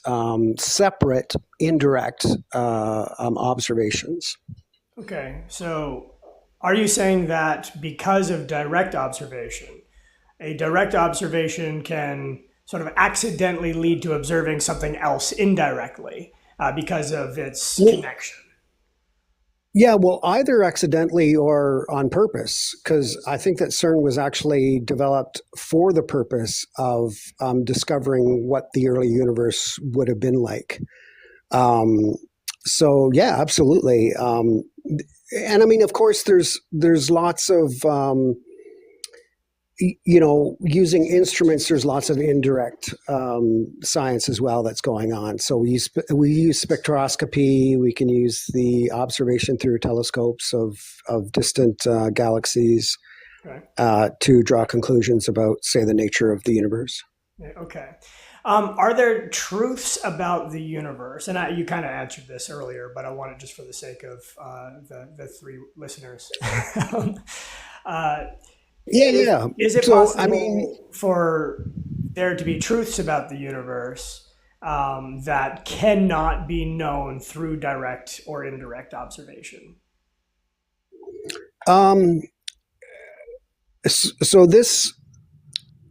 So if it's outside of direct or indirect detection of some kind, I would say I don't know. Awesome. I don't know whether there are truths beyond that. And I think that's a healthy boundary for people to have. Yeah. Excellent. And that we're back to agnosticism again. But to be fair, I led you there with the question. Yeah. Okay, but it's not necessarily, and your claim has never been that science knows everything. You're just saying that when I need to tell the difference between the truth and a comforting lie, it's the scientific method for me. Well, or it's the best thing I have. When it's applicable, I think, for instance, and you probably know this better than I do, is that, for instance, claims in the Bible that would fly in the face of science. We could look at the, original Hebrew or Greek, see what they're actually saying, and then reasonably test that against what we know with modern science and be able to say, well, that seems to fly in the face of our, understanding that we have with high confidence. So, yeah, we'd be able to refute that. I think in good faith, refute some of those claims, some of those theistic claims. Okay. So there's different things at play here. There's evidence that comports with what we know of reality. So all the swans are still white, that sort of thing, that sort of inductive inference. But then there's the does not comport. There is falsification, right? This would happen if X were true, but this happened, which would not happen if X were true. So X can't be true, deductive reasoning. So you're saying we have deductive and inductive reasoning to help us? Yeah, absolutely. Awesome. Okay, yeah, I think that's about as far as I can interview that, because we can get into epistemology, we can get into logic and reason, we can get into the value of syllogisms and how they work with deductive reasoning and all that. But I have to cut it short because I got to go to bed. Full disclosure. And by the way, fair.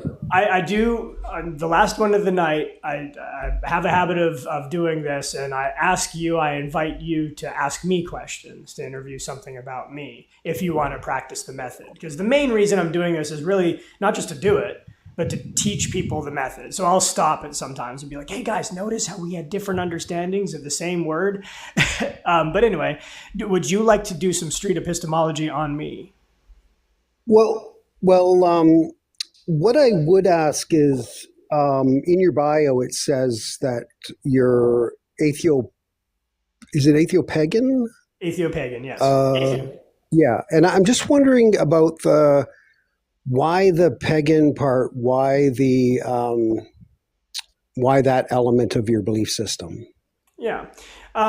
It's not even so much about a belief system. It's more of a religious system. It's more of a system of practices and thoughts that I wield for my own psychological benefit, that I use to help heal traumas, that I use to find out things about my thought life, underlying feelings, sort of let that those unconscious and subconscious firings in my brain to kind of bring them to the surface. And I use traditionally pagan practices to do that. And when I share that with others, I'm always upfront about the source, where it comes from. But it doesn't come with any supernatural beliefs. I understand that what I'm doing is an emotional coping mechanism, but one that I find helpful regardless.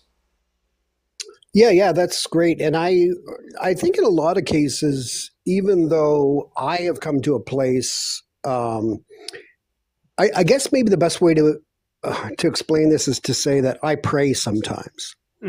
So I pray because either in those moments I believe, or in those moments I want to believe that something is watching over us, right? Yeah. So this is where my agnosticism sort of ebbs and flows. And I have a long history of Christianity wired into my brain, so it may be some residual need for that that's at play there. Yes. So I would not necessarily discourage anybody from even leaving Christianity. I think it's a very individual, case-by-case sort of thing, whether or not, the belief in, whether they're able to extract the good stuff out of Christianity and apply that to their life and have psychological and emotional utility with it. Yes. Or whether or not, they're extracting some of the negative stuff that's really sort of harming their thought process. So, yeah. I'm good with the Ethiopagan Druidism. I think it's a good way to go. Druidry, by the way, and the way I see it, and of course, modern Druidry looks nothing like ancient Druidry, at least in many respects. But there is there's a core nugget that's brought forward, and that is when we're looking for wisdom, look at nature. And when I say that, I'm not talking about some spooky supernatural wisdom underneath. I'm talking about systems. I'm saying that, like, when I study the trees, I love trees. I love systems. I love studying the brain, trees, space. Like, I just love patterns. I'm probably a little autistic, but when I think about nature and natural systems, I think about how long they've been running. I think about what trees as a clade has been through, the different relationships, the different styles of communication, the different ways to keep the population safe and healthy and balanced. And so when I'm looking for ways to build systems, not just in my mind, but in my communities, and the people that I talk to, as a former evangelical, as a former Pentecostal, I'm still doing that religious work. I'm still doing that encouraging thing because I was encouraged.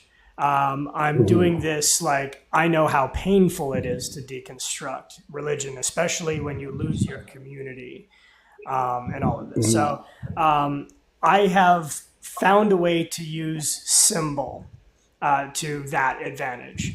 I was a Greek professor. I was a Bible professor. I taught scientific and non-scientific stuff. In particular, I taught translation philosophy and beginner and intermediate Koine Greek. And I was able to begin to see words as just vehicles for meaning. And I thought about that meaning a lot in a very close, personal relationship with God way, right?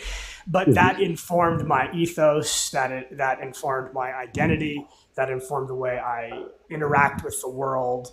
And I've carried those symbols and processes into like this new life. And for me, street epistemology is like the most effective natural system for having conversations about beliefs that people use to vote, for example.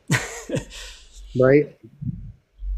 Yeah, I mean, that's great stuff. Do you recommend that every person have a practice of some kind, whether or not that practice is just like psychological or scientific? What I mean is a practice of meditation or the practice of like they call it forest therapy, where some people actually lead groups through the forest, and this is a thing, I guess. I've been out in the woods with the pagans and shamanic journeying and all that. I will say that I found it beneficial for me. Nice. Let's take one thing as an example, meditation. Do I think everyone should meditate? No. There are some people that have severe psychosis as a result of trying to meditate. I dropped the evangelical thing. I no longer think I know how other people should live their lives. All I know is how things make me feel. And I see things happening around me and I see systems and I'm like, oh, what am I going to do with all this privilege? I might as well start talking about it with other people who share it and see if we can come up with systems that are better. But that's just, I recognize that as an emotional reaction to my own traumas, to my own need to feel safe and okay, for my need to try to fix other people. You know, I'm rebuilding all of this. I'm putting it all back together, but I'm doing it in a way that doesn't involve any dogma, doesn't involve any supernatural beliefs, doesn't involve me needing to convince myself of something to feel okay. I can just accept what is, study what is, communicate what is, and do the best I can with it. Would you say that you're leaning into humility and ego death a little bit? Don't get me wrong. I still have an enormous ego, and I love it when it gets stroked. But as someone who has experienced altered states of consciousness, chemically induced, that fucked with my default mode network and removed that sense of integration, such that I actually felt like there was no such thing as individual integration, that everything was one thing, you know. I felt what it was like to have my ego off, and it was awesome. It was absolutely awesome. It was liberating. It was freeing. And part of my passion for studying space and cosmology and all this is to just see myself for what I am. I'm part of something bigger than myself still, but I'm just a fraction of it. But at some scale, I'm massive. So there's sort of like a not a true duality, but there's two different perspectives, and it goes back to relativity. I no longer have this absolute frame, and anyway, I'm kind of just drawing now. No, that's cool. I don't want to keep you too much. I know that you were heading for bed, but I do want to thank you so much, Deacon. Thank you very much. Hey, I'm gonna plug January 16th, 7 p.m. Central. Truth Wanted on YouTube. It's a YouTube channel called Truth Wanted. I'm going to be co-hosting for the first time. I'm so scared and so excited and so happy, and I would love it if you were there. Nice. That sounds great. All right, man. I've got one more request, and I'm going to go there, but I'll drop you down, and I really appreciate you coming out. Yeah. Have a great one. You too. I got to follow that guy. Let me do that first. Oh, we already follow each other. Look at that. All right. Hey, dog. Can I confirm that you are at least 18 for TikTok purposes? Yes, over the age of 18, actually. Okay. And for my my purposes alone, pronouns or prefer not to say. Prefer not to say. Perfect. And do you have a belief you would like interviewed tonight? Hmm. Um, a belief, huh? Well, I kind of live in a knowing, and it's how I got there is pretty interesting, and it's kind of deconstructing my way there. But how good are you when it comes to deconstructing some certain things of how humanity kind of works? How good am I at deconstructing? Yeah, like for example, how does a person become lack of accountability, or how does that e- evolve into, or break it down for me if you know how, or So, if I understand your question, you're asking me how does a person break down ideas for accountability? yeah, like how do you think they lack the experience or lack the empathy to obtain that? Oh, is the question why do people lack empathy? Well, yeah, I guess, or the Okay. breakdown from it. All Like right. well, deconstruct the a person's mind of why he think they might be. It's interesting of how things work. Like for example, I'll give you an example. Like why do we think violence is funny? Well, maybe it has something to do with the cat and mouse on TV. Maybe. You can see that being a factor. Would people love violence if they didn't see cat and mouse on TV? Maybe they wouldn't, and maybe they wouldn't see it as comedy as if they were instructed to laugh, or because there's some audio behind it that made them laugh, right? Did people laugh at violence before that? Let's say so and so was didn't chalk his cart on a hill, and then he went downhill in the cart, and he was going to get hurt. Did anyone laugh before TV? Hmm. You know, I wouldn't know. Not no, not that we think You're about it, just right? offering that as like okay, okay. Um, Yeah. so I'm trying to identify what the belief is. What is the belief you want? You said you live in a knowing, but then you were going to explain how you live in a knowing. Well, to believe is not good enough because you just is there a chance that it might not be real? You want to be guaranteed, so it's a complete yes, not just a no, right? Okay. Is this with you're trying to maximize that? Like there's some things you believe, but you would prefer to go with knowledge rather than belief? Yeah, I'd rather go with 100% certainty 100% than certainty. just. Hmm? Okay. What gives 100% certainty? How does one arrive at that? I believe it's achievable by being open to possibilities and just going along with it and see what it runs into and what would happen. And it seems to be working for me. And I recommend that you give it a try. And how you would do that is just by understanding the human nature thing, the human nature part of it, and how emotions creates a each emotion that we have basically creates a path of how we read or interpret the message being sent. Okay. So to the question of how does one come to a knowing, you said you keep an open mind and you watch Mhm. out for the way that emotions can manipulate your mind. Right, right. And if you keep that open mind and watch out for emotions, eventually you will come to 100% certainty. hmm Here, I'll give you an example of Please. how I went from a spoiled child. So if you begin as a child and you were spoiled and you will never learn how to share, and then selfish, and then if you don't learn how to give, you'll never learn how to be fair, and you won't ever develop equality. And there you lack empathy. And there, with less opportunities, you won't get the position of leadership because you failed because you were greedy and it was all about you. And every time you wanted something, you would just whine until you got it, right? Therefore, you're not taught value. And because of that, you have not learned how to take accountability for your actions because you didn't never given the opportunity of leadership. And it requires leadership to be able to take responsibility for your actions. And because you lack responsibility, you will no longer have accountability. Okay, so if I understand you correctly, like you're setting yourself up for 100% certainty by hmm by developing an emotional maturity. Right.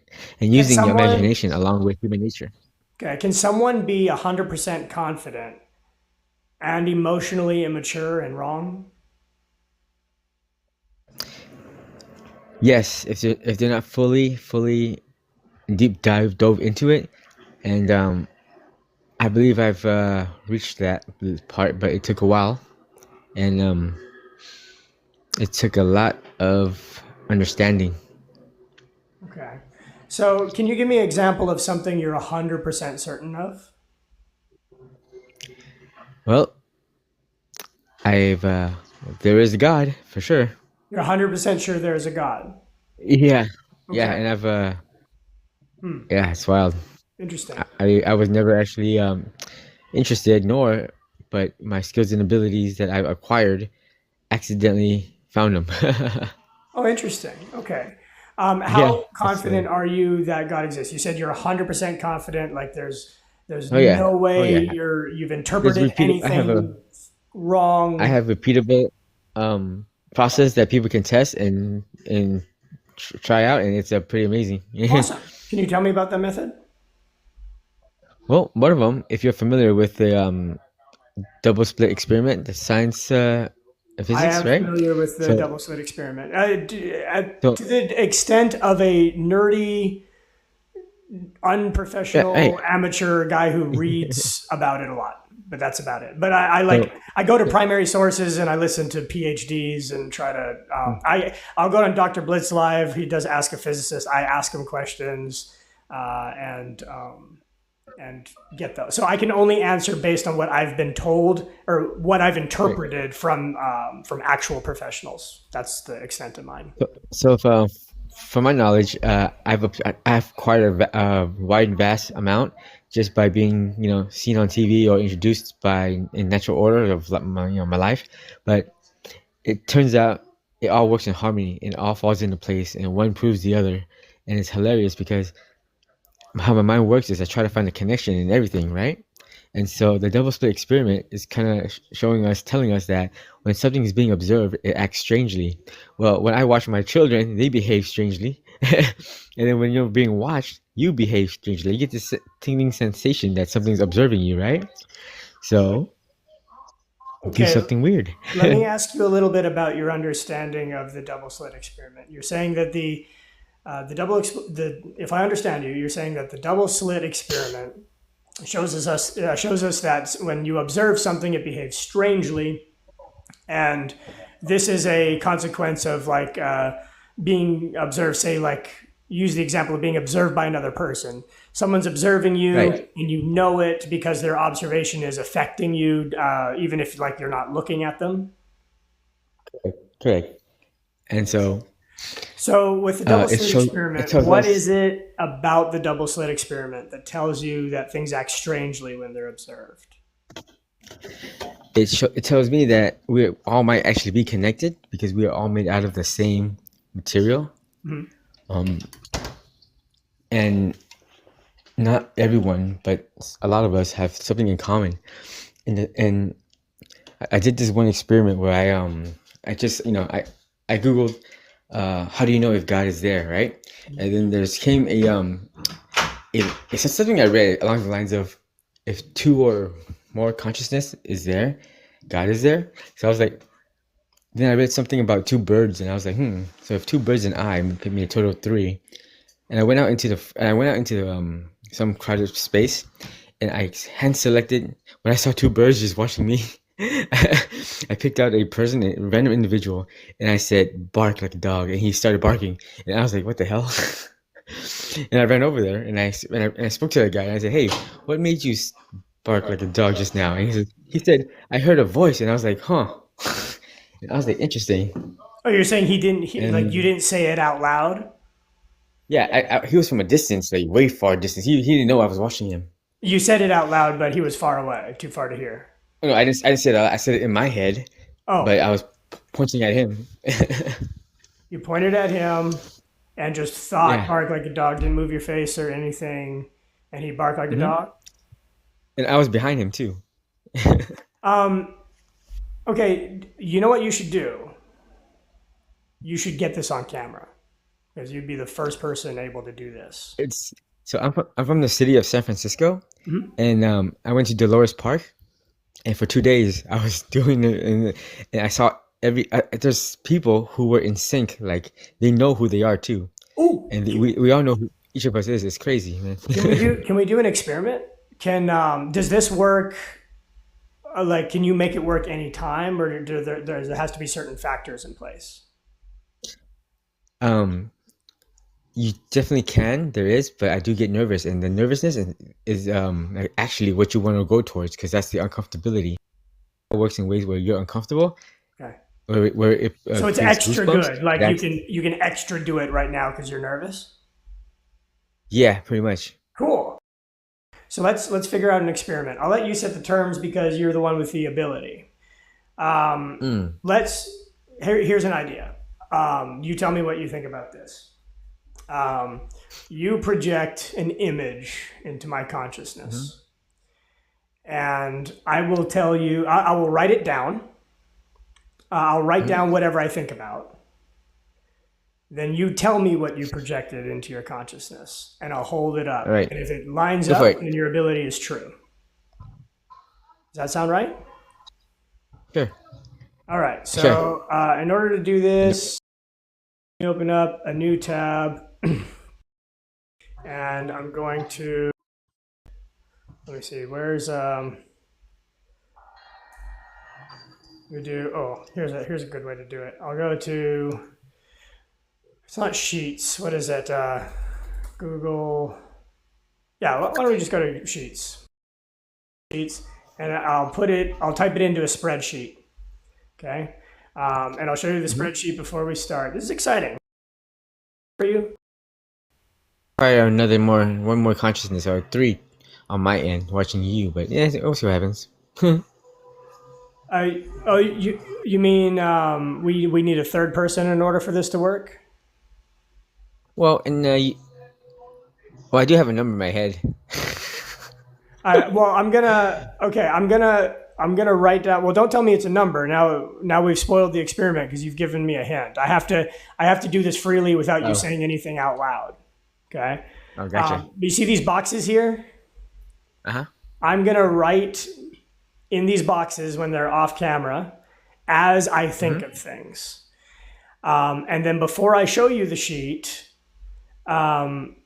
you're going to tell me what you projected in my consciousness, and as soon as you tell me, I'm gonna show this, and we're gonna see if it matches up. Wait, so are we going with numbers? No, numbers is too.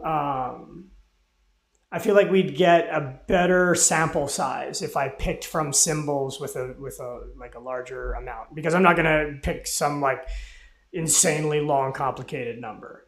Let's do something with like words, things, animals, places, vocations, thoughts, concepts, definitions, whatever. Okay. Okay. So you can't see it right now, and I'm gonna just type things. Let me know when I should start typing what I think about. I don't think it works that way. I think I have to tell you what you're what I'm thinking, and then you just type whatever things come in your head. Well, that's word association, right? Like you want me to write words that are based on what you're telling me out loud. That wouldn't be an experiment of projecting things into my mind without talking out loud. You need to be able to do it without saying anything. Right. Are we doing it through? How about I'm thinking about? Oh, shoot, I wanted to say Don't, an animal, don't but tell me what you're thinking about. Do it quietly. Just in your mind, conjure up the word, the symbol, the idea, the whatever. Plant it in my head, and then just say now, and I'll write down what I'm thinking about. Now. I think you wrote sympathy. I don't know why. All right, now what did you project into my mind? Sympathy. The word Cliff. cliff. Whoa. Yeah. The All big right, red that dog. one didn't work. That one didn't work. How does this fare with your 100% certainty? Hmm. There's some variables, but it doesn't always work for every person. It does only for selective few. And the reason why I always ask people to bark like a dog to test it is because, well, ARF, you know the ARC, act of random kindness. Okay. That's the You're the first saying vote. that the reason it didn't work is because I'm not in a special group and perhaps because you didn't make me bark like a dog. Well, um, well, to get to that point, we have to achieve the first step, which was to see if we have that connection. Oh, so this connection isn't based on observation. What's it based on? Because before you were saying this connection is because of observation, because of the double slit experiment. Mm-hmm. So if it's not But there based has on to be truth or observation, more what is it? consciousness. Uh, it's based on consciousness, a collective consciousness. Selective consciousness? Yeah, it has to be like a two or more, or Selective consciousness, two or more. I'm having trouble building bridges between these ideas here. shoot, I have to write this down so I'm more clear because I used to remember and I used to show it off to people, Yeah. but there are videos on YouTube where people are oh, I know, like Okay. if you ever feel like you're in danger or feel like you're being watched, Mhm. just bark like a dog, and then it'll summon help or aid to you, and there are some people out there. If you look at YouTube, people barking at dog when feeling in danger or stuff like that, and it's hilarious, but But it's if you're telling me this it protects now, them. if you're telling me to bark when I feel that, and then I just wait Mhm. till I feel that, um, Oh, that protects you. Oh yeah, that's then I'm kind just of I'm like just the doing idea. what you told me to do. I'm just following instructions. So I don't see how this has anything to do with the double slit experiment. It's kind of like if you feel like you're in danger or you sense that something is wrong, you would bark like a dog because then something is observing you and it's telling you that you're in danger, and that's God's way of telling you something to do something out of the ordinary, and that Um, would make an individual who's targeting you or watching you is that get a good something laugh. I would have done anyway? Like, is that something I should have done before this conversation, or is that something I have to do after this conversation? Something, well, it's something you should do when you feel like you're being watched or observed, or you feel like your life is in danger, or you feel like something is watching you or something. When I feel like I'm in danger, I should bark. Yeah, Okay. Why? it prevents. It's for someone to see. Okay. Yeah, it's weird. I'm having trouble throwing this back to your 100% certainty thing. So uh, Yeah. Well, I mean, maybe there's it's other because examples, but it's 1:30 a.m. where I am, and I am just too sleepy to follow this conversation. But I am a bit I'm tired gonna go myself. through it. Awesome. That was fun. You've got ARF as your profile picture, so this is something serious too. Huh? Do you do this on other lives? Kinda. Ever since I mean, I never really was one of into the God and the spiritualism stuff, but I tend to know a lot of things out of a randomness, Hmm. and it's been connecting a lot more because a lot of people are all into the spiritual wuju stuff, and I'm like, you know, a spiritual world sounds like the world of the dead. I think we better be more in tune with the world of the living. We should be Well, more in tune with Mother Nature, right? so I did my best for street epistemology on that one. I took about as far as I can go. Before I sign off, do you want to ask me any questions? Do you want to do street epistemology for me? And just so you know, to outline it, I give you a belief, you ask me questions about it, you repeat back my answers in language I agree with, rinse and repeat, and that's all you do. Is that something you'd be interested in practicing? Ooh, I am very familiar or kind of understand this thing that we're talking about because I do know that the human um, language is kind of off. There is a blindness that's not being said. Do you want to A ask lot of people don't something? seem to see it. Yeah. Are you aware that we humans might actually be contradicting ourselves and not know it? And because of that, it keeps us in a loop? I feel like that was a statement in a question. Like, are you aware of that? And then you make a proposition. You're supposed to be asking me questions about a specific belief I have. I have to give you the belief first. Oh, Okay, go for it. Okay. I believe that the universe is eternal. Now you ask me a question about it and repeat back my answer, and then rinse and repeat. If the universe is eternal, as in like how exactly? I mean, there was no first cause to the universe. That is like a eternal regress, an infinite regress of priors. Like it created itself through itself? No, it's not created. In order for something to be creative, it has to have not existed at some point. If it's eternal, there's never a point where it did not exist or where nothing existed. I don't believe in nothing, in other words. I don't believe in nothingness. I think humans might be AI, you know? Like it's kind of All right, now repeat back to me my answer and then ask me another question about it.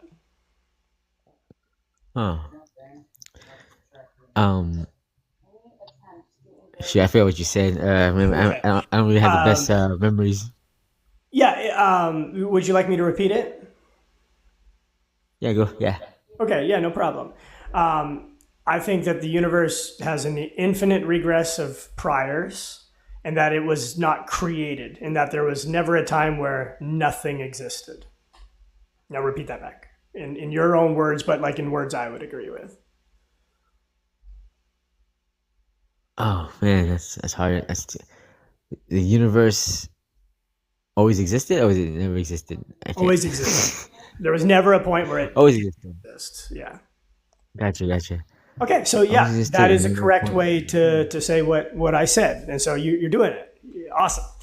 Now ask me another question about that, or try to test the limits, how far I'm willing to take that. I see how my interpretation might misalign if I were to repeat it. It's kind of like if I said something and it goes in circles, right? And then at the end of the line it changes because someone couldn't remember exactly word for word. Like a dog chasing its tail. Yeah. Oh. I mean, it changed just because of maybe we misheard something. Like Yeah. Have you seen that one video where there's a group of people chanting, "This is embarrassing"? Mm-hmm. I have not. It's like, it's a great example. It's like we see what we see and hear what we think we see and hear, and it becomes a reality. Yeah, I like to say it like it's great.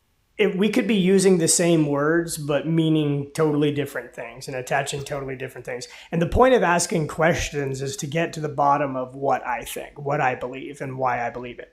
But when you're just asking me questions and steelmanning me by repeating it back, I feel understood. I feel like I'm actually working through and reasoning through what I believe. I'm getting to hear it, which is a whole new experience than just saying it. And then it's getting tested.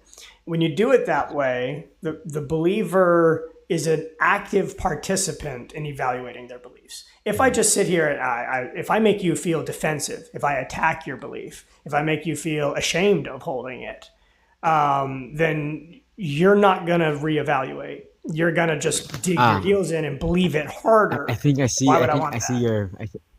I think I see where you're trying to get to, and that's a good thing because a lot of people are being extremely sensitive because eventually when the conversation continues to go, they either get offended, but they forget that we're actually here having a conversation over ideas, and that these are just for ideas, but they take it personally, which is hilarious.